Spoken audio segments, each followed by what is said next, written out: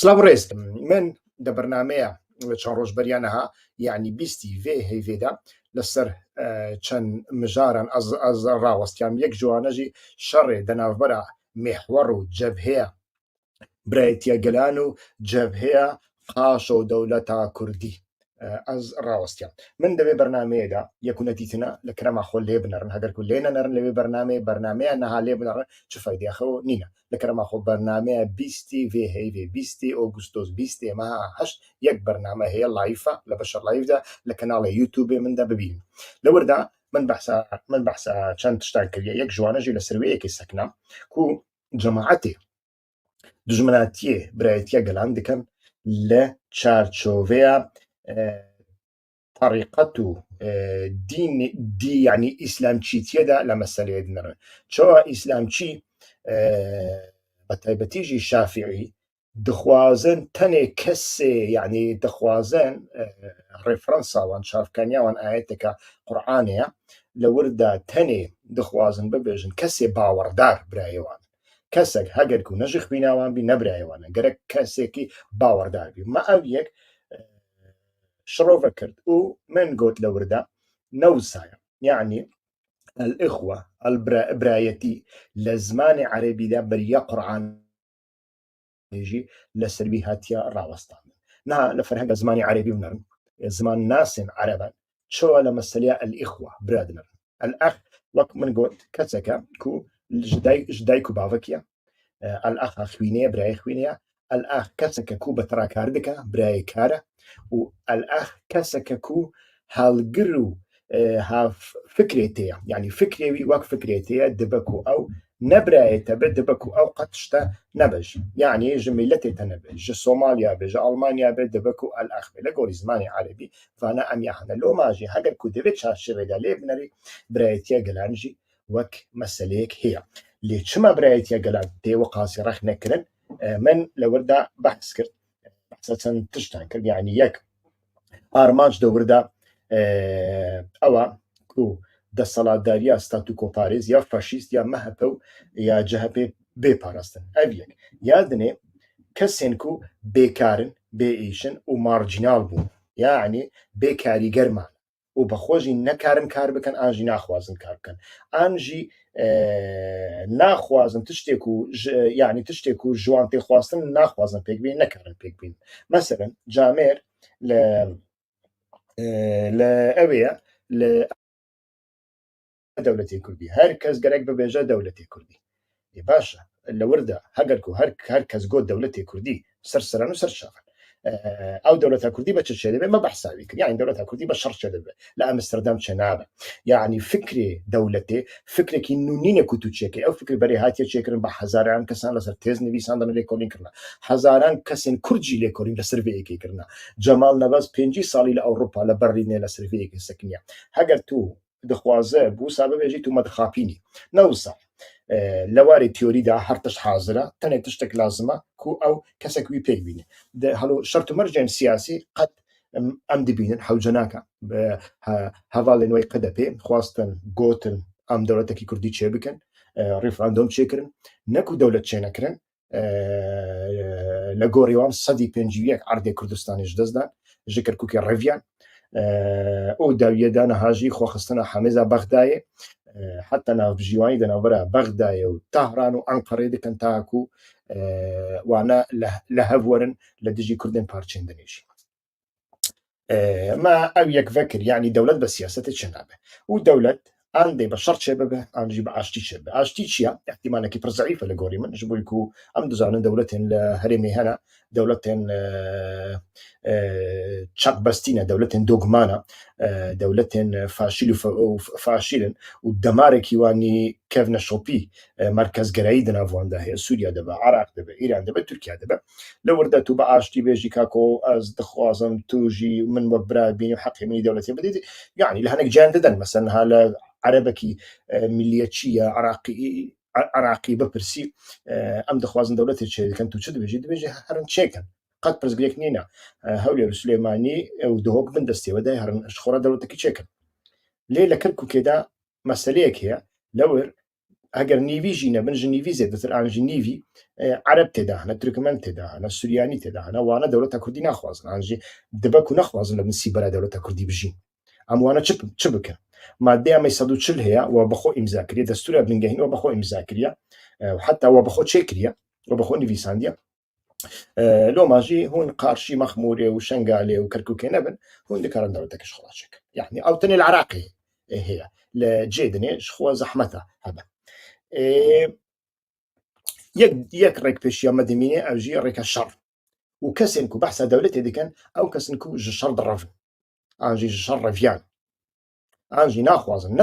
نەناخوازن شەڕ بکەن، ناخوازن خۆ نیشاندانێکژی بکەن، ناخوازن ڕۆژێکی گورەڤە برچیبوونێژی بکەن، ناخوازن، ئانژی نەکارن، تەمام هەرکەس نەکارە، ئەژی نەکارم، ئەژی ئاشکرا بێژم وەڵڵاهی ئەس ناخوازم شەڕ بکەم، ئەس ئاشکرا دەبێژم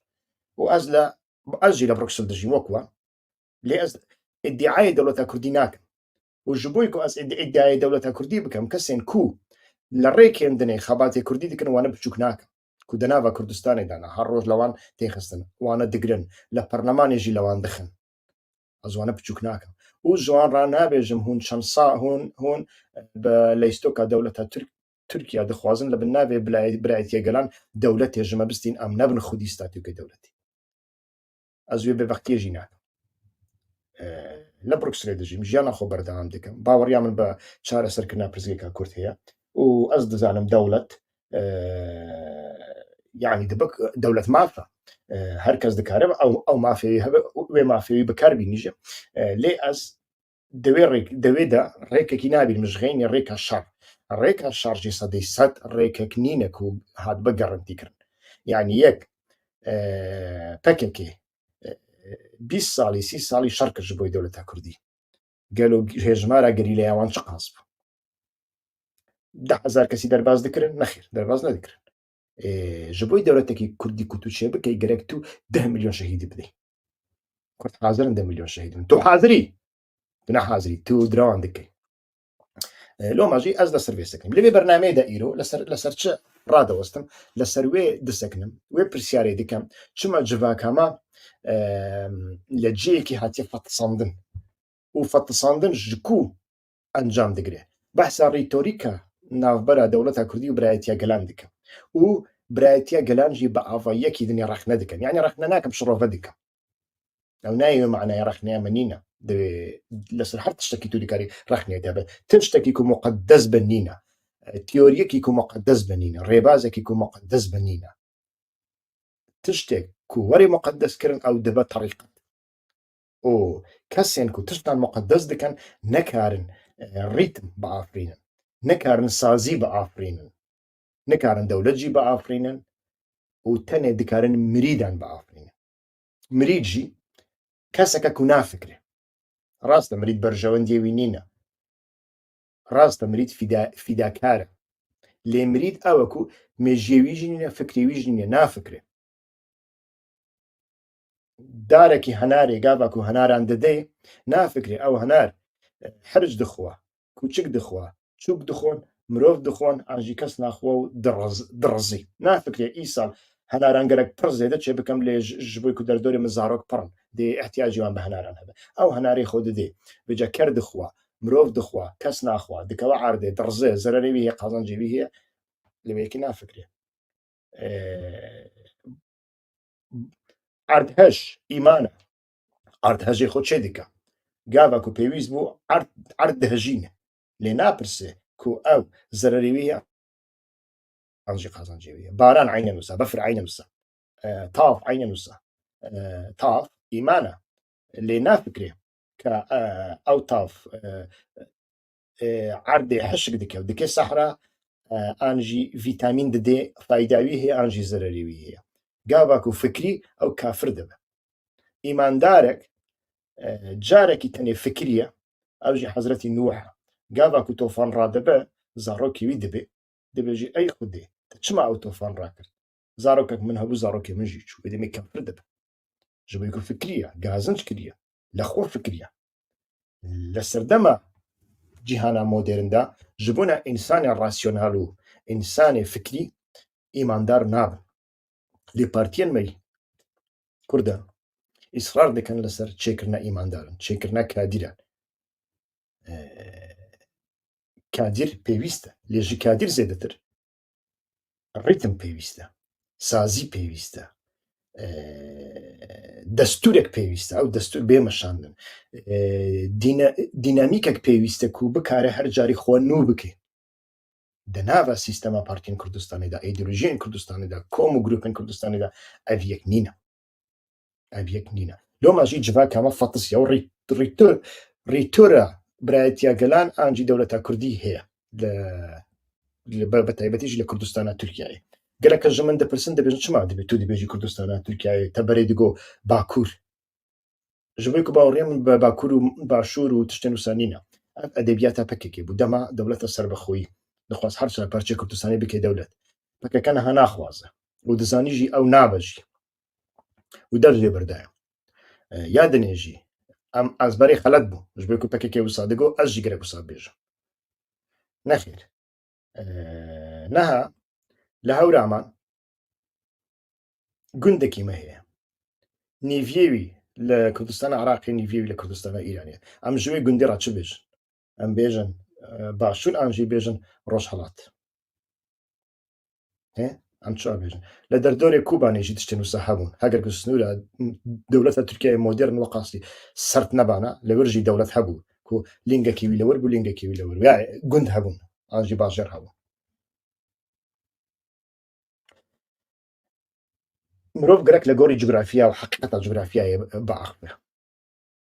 و لە گۆڕی ڕاستینەیە باخ بێ نەک لە گۆڕی هەستان باخ بێ باشوور باکوور ڕۆژ هەڵات نەزانم چ بانە دەمەک بوون هەستێکی ناسیۆنالیستی چێ دەکردن لێ تشتێکی ڕیالیست نینە یانی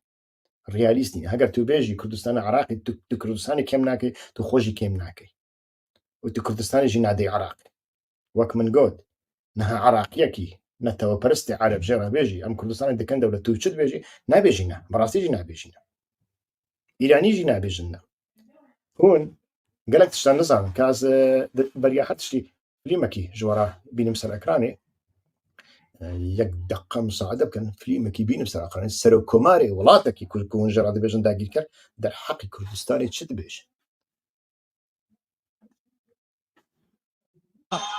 پیروز و موفق بن خدا لەگەڵ بێ خدا با شماست ممنونم یا تو کەلمەش کوردی قسە دەگەڵ دەکەم نازانم تێی دەگەی یانە ئەمن لە سابڵاغێ بە دنیا هاتووم لەوێ گەورە بوو ئەفکی بوو وەزانی ئەفکی ئەف مەسعود پزیشکیانە سەر و کۆماری ئیرانی دەبێژی ئەس لە سابڵاغی مەهاباتی مەزن بوو و ئەس بە کەش و هەوایی کورد و کوردستانی مەزن بوو بژی کورد بژی کوردستان تو لێ دەنەری تشتێکی دەنێ نیشانی تە بدەم هەواڵی کوردستانی لەوێژی بنەرەکە لەکرمەخۆ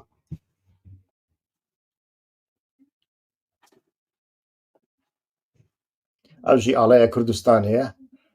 ئاڵەیە کوردستانەیە لە سەرملێ پازدارێکی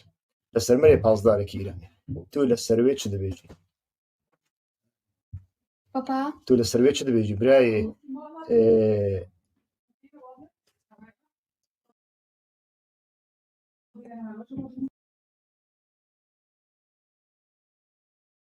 قڕژێک ژێڕا بکە دەبک و عسکرێکی تورکیا ژێڕا بکە ژخوا لە عراقی ئەو قەدەغەنینە لە پەرلەمانی لە کیژان سازیە تۆڕادەکە ڕێک پرزگریەک نینە یعنی ئەس چماوان میناکانە دەدەم ئەس دەخوازم نیشان بدەم کو جڤا کامە چاکەتیە ناو دۆگمایان چاکەتیە ناو ڕیتۆریکان بە چم ژوول دەبێ و چما ئەو جڤا کامە پاشکەتی مایە بەڕاستیژی پاشکەتی مایە نالێ بنەرە لە کوردستانە تورکیای لە کوردستانە تورکیای تو لێ بنەری قسمەکی مەی مرۆڤان هەنە هەنێک شیارن چوونە مەکتەبێ زانینگە هەک خوێندنە بوونە ئینسانێ چینێ مام ناوەڕاست فێر بوونە شیارنژی لێ عاسیم لە بوونە و گاوە عاسم لە بوونێوانجی نەتەنێ زمانە کو سەرێوان بە زمانی کوردی تێشێ و نەکارن دوو دەقییان لە تەلەڤیزیۆن لە بەرنمەیەکی کوردی بنەڕن و گەرەک ئیلا بە ترکی ئانژی کەسێکی کو زمانی ترکی نزانن بە پێشکەتیژی نزانن بە پاشکەتی دەزانن نەتەنیاوە دە هەمان دەمێدە کەمالیزمژی لە سەروان حاکم وێجائیەن و بەحسە دەولەتی دەکەن ئانژی یەک و بەحسە برایەتی گەران دەکەن ئەو دەواندا هەرەیە کەسمێکی دنێ ئینسانان هەیە کوردی باش دەزان ئانژی هەنێکی دەزانن باشنا هەنێکی دەزانن دەکارن بە ئاخفنجی دەکارن گۆدارژی بکەن لێ ئەڤژی گوندیمانە لێ ئەوژی ئەو ناسیۆنالیزمە کو ئیسماعیل بێشکچی بەحز دکا ئەو ناسیۆنالیزمە کو بەرێ لە کوردستانە عراقیدا هەبوو بە ناوی پاسۆک کو دگۆتن خورما خراپە گەرەک مرۆڤ نەخوا دەڤە حەیوانێکی پیسە سەحراژی جەیەکی نەخۆشە یعنی نەفەرق و جوداتی دەناوبەرە ئینسانان نەتەنێ دەناوبەرە ئینسانان دەکردن دەناوبەرە فیکی و مێڤیانژی دەکردن دەناوبەرە حەیوانانژی دەکردن دەناوبەرە عەردی خودێژی دەکردن ئەوژی جوانەنە و ئەوانە هەگەر کو پەکەکە بن ئانژی دەم پارتی بن ئانژی نزانم کیژان پارتیە بن داویەدا سەرێ خۆ دەخەن ناو سنیک و سفرەیە ماڵا بارزانی یعنی ئەس چماوان میناکانە ددەم ئەس دەخوازم نیشان بدەم کو جڤاکامە چاکەتیە ناو دۆگمایان چاکەتیە ناو ڕیتۆریکان بە چم ژوول دەبێ و چما ئەو جڤاکامە پاشکەتی مایە بەڕاستیجی پاشکەتی مایە نالێ بنەرە لە کوردستانە تورکیای لە کوردستانە تورکیای تو لێ بنەری قسمەکی مەی مرۆڤان هەنە هەنێک شیارن چوونە مەکتەبێ زانینگەهێک خوێندنە بوونە ئینسانێ چینێ مام ناوەڕاست فێر بوونە شیارنژی لێ عاسیم لە بوونە و گاوە عاسیم لە بوونێوانجی نەتەنێ زمانە کو سەرێوان بە زمانی کوردی دێشێ و نەکارن دوو دەقیان لە تەلەڤیزیۆن لە بەرنامەیەکی کوردی بنەڕن و گەرەک ئیلا بە ترکی ئانژی کەسێکی کو زمانی ترکی نزانن بە پێشکەتیژی نزانن بە پاشکەتی دەزانن نەتەنیاوە دە هەمان دەمێدە کەمالیزمژی لە سەروان حاکم وێجائیەن و بەحسە دەولەتی دەکەن ئانژی یەک و بەحسە برایەتی گەران دەکەن ئەو دەواندا هەرەیە کەسمێکی دنێ ئینسانان هەیە کوردی باش دەزان ئانژی هەنێکی دەزانن باشنا هەنێکی دەزانن دەکارن بە ئاخفنجی دەکارن گۆدارژی بکەن لێ ئەڤژی گوندیمانە لێ ئەوژی ئەو ناسیۆنالیزمە کو ئیسماعیل بێشکچی بەحز دکا ئەو ناسیۆنالیزمە کو بەرێ لە کوردستانە عراقیدا هەبوو بە ناوی پاسۆک کو دگۆتن خورما خراپە گەرەک مرۆڤ نەخوا دەڤە حەیوانێکی پیسە سەحراژی جەیەکی نەخۆشە یعنی نەفەرق و جوداتی دەناوبەرە ئینسانان نەتەنێ دەناوبەرە ئینسانان دەکردن دەناوبەرە فیکی و مێڤیانژی دەکردن دەناوبەرە حەیوانانژی دەکردن دەناوبەرە عەردی خودێژی دەکردن ئەوژی جوانەنە و ئەوانە هەگەر کو پەکەکە بن ئانژی دەم پارتی بن ئانژی نزانم کیژان پارتیە بن داویەدا سەرێ خۆ دەخەن ناو سنیک و سفرەیە ماڵا بارزانی چما لە ناوە پەکەکێدا گاڤک و ئینسانێک 30 ساڵ مایە کادر بوویە هەنێک جارە دەبە و شەڕێ پەدەکێژی گەلک زێدە کردبێ خوێنیژی ڕژان دەبێ لێ داویەدا دەبە پەدەکەیەکی پڕسەر حەشک و وسا دەفکرێ هەر باکووریەک هەگەر بارزانی چی نەبێ وەکوی ئەو خائینە وساژی دەفکرێ چما وسا دەبێ و پەکەک یعنی ئەو نەتەنێ کەماسیە وی شخصیە عینی دەمێدا پەکەکە وەک سیستەم وەک حیزب گەلۆ نافکرێ ئەو چما دەبن فابریکەیە پرۆدوسەنتکردن و بەرهەم ئانینە ئینسانی بارزانی چی دەناو خۆدا دەوردا پرزگرێکەکەیە پرزگرێک ئاوە پرزگرێک ئاوەکو سیستەما و ئەو جڤەکە کو لە باکووری کوردستانی هەیە جڤات تا پارتیانژی دەناودا دەناوە دۆگمەیان دانا دەناوە فەتسەندنێ دەنا ڕیتۆریکەک هەیە ئەو ڕیتۆریک دووبارە دەبێت لۆ ماشی پێشکەتن چێنات قەت پێشکەتنەک نینە لە شوور نەهالێ بنەرە لە ڕۆژهەڵات لە کوردستانە ئیرانیدا تشتێکی پڕ جوداتر هەیە لێ بنەرە تشتێک و زارا محەممەدی دکێ تو پارتین سیاسی تو سەرۆکن سیاسی نەکارن بکەن ji بۆی زمانی کوردی یعنی شخص گەل لە گەلک ڕۆڵ ji پارتێک زێتر دەبێت پارتیەک پارتیزانێک زگمەزن کو لە هەولێریە ئاژینها لە بڕوکسلەیە لەسەر سۆسیال میدیایە دڕونە خۆ دخێ ڕۆژە و هەر کەسێکی کو وەکوی نەبێژە بژی کوردستان بژی سەربەخۆ بژی ئاڵەیە کوردستانێ وی وەک کافر و مەلعون و خائین دەدەی ناساندن و تشتێکی بکێنینە سۆسیالی دخوا و بندیوارێکژی ینی موچەیەکی سەختەژی موچەیەکی ناحەق و درەوژی ji Kurdistana Iraqê destînî حکوومەتە عراقێژی وەک حکوومەتە شیعەیان ئالیگرێ ئیرانê dibîne lê nafikre ew موچەیە ku ew digire ji wir tê wî jî nafikre û nafikre ew petrola ku bi qaçax em difroşin Erdogan jî pereya wî pereyekî herama nafikirin jî ew petrol dibe bomba û li ser serê Kurdan tê teqandin li wî jî nafikirin çi faydeyekî wî ne ji xênî zererê ew endamê partî lê Zara Muhemediyek li nava Rojhilatê Kurdistanê dikare çi bike dikare çi rol bibîne mesela her qasî Zara Muhemedî hat beqeranî hinek car ji aliyê partiyan argumentê wî argumentên neteweperistî ne li Îranê pirsgirêka Kurd wisanîne ku hûn lê dinarin wek min got Serokkomar dibêjî bijî Kurdistan dibêjî ez bi hewayê Kurdistanê hatime mezinkirin di nava hewayê Kurdistanê de hatim mezinkirin dibê bijî Kurmaşan bijî Mihabat alaya Kurdistanê li ser milê pazdarekî min nîşanî we da pirsgirêk heme li wir pirsgirêk heme ew ê ye em çawa participation yanî bejdarbûnekî siyasî bikin bi nasnameya Kurdî ew pirsgirêk tu gerek li wê bifikirî loma jî di vê bernameyê de ez dixwazim dîtina xwe bêjim gelek kes pirsiyar dikin dibêjin baş tu çi dixwazî ez jî dibêjim mafê çarenivîsê mafekî rewa ye mafekî meşrû û mafekî xirab jî nîne ez dixwazim her milletek li her ciyekî be çawa bixwaze wisa bijî lê gava ku ev yek dikewe praktîkê pirsgirêkê ku min behs kirin berê tên pêşiya we ew gerek nebin gerek mirov li vê yekê bifikire gava ku ew pirsgirêk tên pêşiya we ew yek çi nabe û heger tu îsrar bikey di encamê wî de întihar çêdibe întiharê siyasî şerê xendeqan çêdibe şerê piştî referandumê çêdibe û di wir de civak mala wî xira dibe siyaset mala wî xira dibe diyalog namîne li şûna wî çareseriya herî baş ew e ku mirov behsa bejdariya siyasî bike bi nasnameya Kurdî loma jî di vê bernameyê de ew meseleya birayetiya gelan bêguman hatiye mezinkirin yanî hedef her roj nabêje birayetiya gelan birayetiya gelan birayetiya gelan an jî Dem Partî an jî PKK û Dem Partî û hedef siyasetekî wanî wisa heye bêguman û ew carna pir didin pêş jî ew jî nerast e meselan dixwazin bi partî destseladariya faşîstiya MHP û AKP bişkîne hevalên me yî qaşo netewperist jî qaşo nîne wela çima netewperist jî wisa ne netewperist çi ye yani netewperistî ji pirsgirêka hevalên birayetiya gelan û hevalên PKK û hevalên Dem Partî ew e sankî li cima netewperistî tiştekî îlla her tiştê wî baş e muqeddes jî û tenê aliyên baş yên netewperistî dibîne lê netewperistî dikare baş be û dikare xirab be dikare şoreşger be dikare caş be netewperistî dikare xaîn be şa netewperistîya Ereban heye bi İsraîlê re li dijî Filistînê re çawa netewperistiya Ereban heye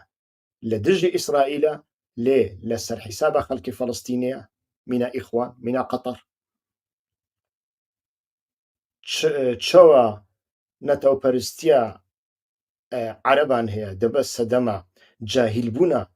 xelkê mîna netewperistiya Filistîniyan tu dibêjî çima avê te nîne dibê el edûl İsraîl yani dijminê İsraîlî çima tu bêeqlî dibêje el edûl İsraîl yani dijminê İsraîlî dizane çima xwendevaniya te nîne el edûl İsraîlî çima tu ehmeqî el edûl İsraîlî yani vana hemî çavkaniyê xwe ji nasyonalîzmê ku Kurdê me jî radibêjin netewperistî hinek jî ji bo ku nerin bikin hinekî ron û donê lê bixin dibêjin welatperwerî niştiman perwerî navlê ev hemî ji re li warê zanistî de gerek mirov hemî tenê bibêje nasyonalîzm dibe ku baş be dibe ku xirab be dibe ku wisa be dibe ku wisa be kategoriyên wî cuda hene li Îranê sê jor mirov nasyonalîzman dibîne yanî lê bigiştî nasyonalîzm mirov dikare bêje civaka te çawa be Çînê te jor çawa be nasyonalîzmê te jî wisa dibe û nasyonalîzm îdeolojiya Çînê jor e neya min û te ye gava ku li ser vê yekê perwerdeyekî baş nayê dayîn وتنێ بە زمانێ ریتۆریک تێعاخەتن ئاجی تەنێ بە زمانی پارتیان پارتیژی تەنێ لە بەندا سەرۆک دەسەکنن کا سەرۆک لە سەرەیەکە چ دەبێژە وێ دەمێ وسادە میناک دا ئەنجامێ هەڵبژارتنا vێژارێنە یا بەرێ یا هەدە پێدا و ئاک پارتی سەرکەت و هەدەپا گەلە کورسیش دەستدا هەڵبژاردننا پەرلەمانتوێ وێ دەمێ ئیدی پر جەماعەتێ دەولەتە سەربەخۆ لە سوسیال میدیای پر ئێرش دەکردن سەرپەکێکی و جەمیل بایەق ناچار بوو هات سەر تەلەڤیزیۆنێ تشتێکی عەجایب گوت یعنی بەڕاستیژی ئەس بەخۆ ماتماییمە یعنی کەسێک و وەک کادرێ دووەمین یا پەکێکی تێناساندن چا دەکارە وسا ببێژە چ گۆ دەوردا ئەو لە میدیاین پەکەکەدا ژیهات بڵاوکردن دەبێژە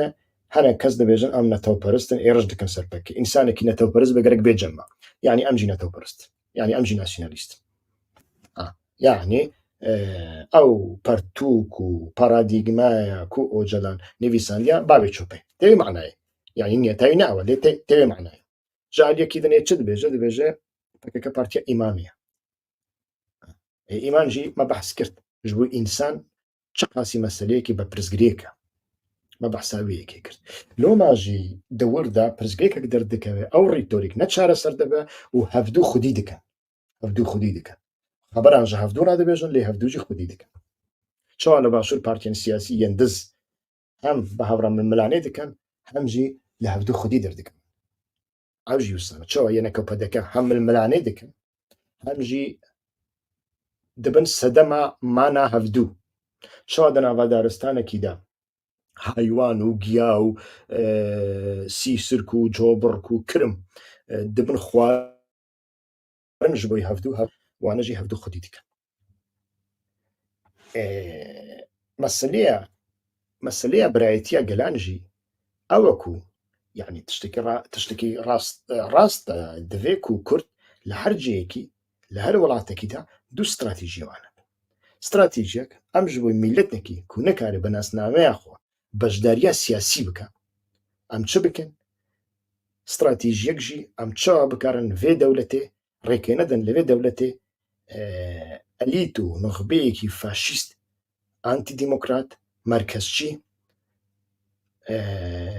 نێرپەرست یعنی زەڵامپەرست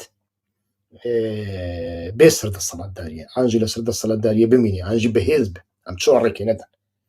ji بۆی کو tu wê bikەی احتیاجێتە بە استراتیژیەکی وسا هەیە بێگومان یانجی بە تەکتیکێکی وسا هەیە کو tu بە پارتێندنێ ڕاکار بکەی کەسێن ku vêyekê ڕەت dikin دوو کەسن یەک naxwazin ڕژێما ئەردۆغان و باخچەری بکەوێ دوو ئەو کەس حەسوودن حەسحاسن بە ترکی دەبێرن قسقانچینە ji بۆی ku ئەو بەخۆوە لەوەی سیاسەتەدا نەکارن بەشدار بن دەبێژن چما دەم پارتی فلان تورکمان فلان ئەرمەنی کریە ئەندامێ پەرلەمانتۆ لەسەر حسابی کوردان ئەو دەخوازە ئەو تێدا ئەو دەبێت دەسەڵاتداری دەبێت دەوا ku تێدانە هێرۆشە ڕاست و چەپ دکە ئەوە مەسەلە لۆماژی هەگەر tu ji min bipirسî باوەڕیان بە مافی چارەنویسەیە وەکتە لێ ئەف دەوارێ پراکتیکدا پێکتێ پێک نایە هەگەر پێکتێ چاوا پێکتێ ئەم دیکارن پێک بینە پرزگێک ئەوە من vekir ku ئەنجامێوی چاوا دەبێ و چاوایە لۆما ئەس باوەڕم ئەو مەسەلە ئەگەر ku بەردەوام ببە ئەو ڕیتۆریک و لە شووناوی تشتێن و دەرنەکەون هۆلێ تەنێن کادرێن ئاسیم لەبووی و کادرێن مارجینال بووی یە کوردان بە هەفتوو ڕابکەون قڕگەی هەفتوو ئەو دۆگما و ئەو قوتیکاڕەش و ئەو ئەیدۆلۆژی پەرستی ئانژی ئەو شیعارە کوبەرێ هەبوو یان کوردستان یان مردن بەردەوام ببە دەوردا چارەنویسە خەڵکێ فەڵەستینێ و ئاستێوان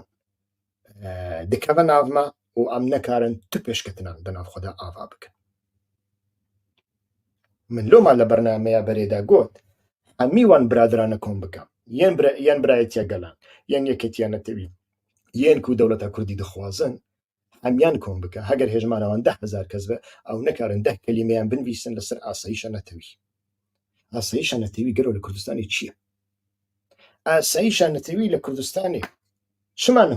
هون نابێژن ئاسایشە نەتەوی لە کوردستانی ئەوە ku ئەم زارۆکی خۆ هەیری کوردی بکەن لە ماڵی خۆ بە کوردی باخفن چما هون لەسەر ئاساییشانەتەوەی نابێژن کاژ بۆی کو زمانی کوردی کەتکە ناو ئەیان ئەم دژی زمانی تورکی نینە زمانی عەرەبی نینە ئەس بەخۆشی تورکی عەلمیمە و ئەس ژە هەر زمانێکی حەز دەکەم ژە تورکیش حەز دەکەم لێژ بۆی کو زمانێ کوردی ژە هۆلێ ڕابوویە کورد ئیدی هێدی لە بروکسلێژی لە ئەڵمانیایژی بە تورکی قۆنش میش دەکەن بە تورکیژی دوشن میش دەکەن بۆی کو زمان فکراندنە هەر کەسێکی بە کوردی لە ماڵا خۆوە ناخفە بە زارۆکی خۆ ناخفە بە کوردیژی نەفکرێ و گاواکو سەرێوی بێشی کو لە زمانی کوردی گۆداری بکە ئانجی پەرتووکێکی کوردی بخوێنی سەرێوی بێشە ئانجی بێژە ئەز نەکارم خۆ ئیفادە بکەم ئەڤ مێرک دەواری فکراندنێدا پرزگرێکی ویانە بێژە عەبدوڵڵا ئۆجەلان دەبێ مستەفا قەرەسۆ دەبێ ئانجی کەسێکی دەنێبن ژمەڕە فەرق ناکەم ئەو مەسەلەیەکی زانستیە فکر و زمان بە هەفتوو ڕێگرێداییە باشە هەڤاڵێک و توش بووی ناتەوەیەکی تێکوشین دەکەی بێژە هەڤاڵی برایەتیە گەلان دەبن ئانجی هەڤاڵی بارزانی چی دەبن ژمەڕە فەرق ناکە هۆم چما لەسەر مەسەلەیە زمان کو لە گۆرێ من پرزگێکێکی ئاساییشانەتەویە کوردستانە ناسەکنەوە چما دەوارێ پراکتیکی پێکناین هون چما هەر ڕۆژ تەلەڤیزیۆنێ بە زمانی تورکی بەدەکەن با ئەو تەلەڤیزیۆنیا پارتێکی نێزیک وەبژی هون چما قەپات ناکەن هون چما ئەو ژەوان یوتوبەران ڕانابێژن هەگەر تو نەهاوژون تەنێ بە کوردی یوتوبان چێ ناکەی فلیمان چێ ناکەی ئەو یوتوبێن پەڕەتی ڤاڵا لە فکر بە تورکی چێ دەکەی من 100 جار میناکێوان ئەنیا بیر بیرگیم وار بیر هەبەرم وار بیر گەلشمەوان شو ئاچق لەمە یاقتی ئەگەر تووانە هەمیان قەپات نەکەی و تو کووانە لایەک دەکەی حقیتە چێ لەسەر مەسەلەیە کورد باخف ژبێ تو ژە ئاساییشە نەتەوەی قەت نافکەیت شتێکی فام ناکەی ئاساییشە نەتەوی لە جەموان نەهابوویە دەولەت کی دەبێژە بژی کوردستان کی نابێژە بژی کوردستان کی ئاڵایە کوردستانی ڕادەکە کرد تەمام مەسعود پزیشکیان دەبێژە بژی کوردستان من نیشانی وەدا پازداری ئیرانیژی ئاڵایە کوردستانی دخێ سەر سوکرێ خۆ بلندەکە